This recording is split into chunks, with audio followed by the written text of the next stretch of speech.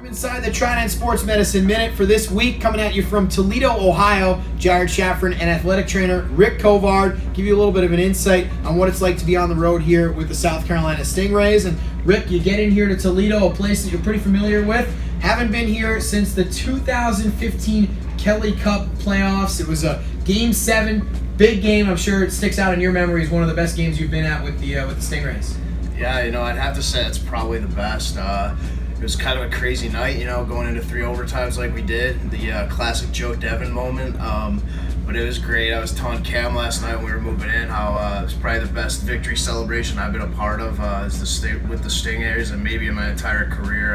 Got pretty wild after that game, but it was such an awesome moment, and something I'll never forget. You got here last night after the game in Cincinnati.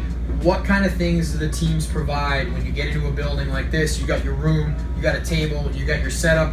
What things do teams need to provide you when you get in?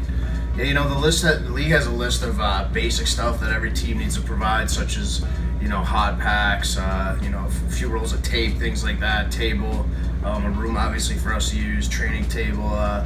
Some teams go above and beyond. Some teams do the bare minimum. Freddie here, Brad Frederick, who's the trainer here in Toledo, does a great job of taking care of us.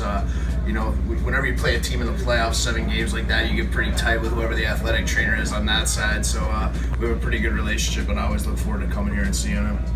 3 games on the road this week. It was 1 in Cincinnati, 2 in a crazy environment here, expecting some large, loud crowds here in Toledo.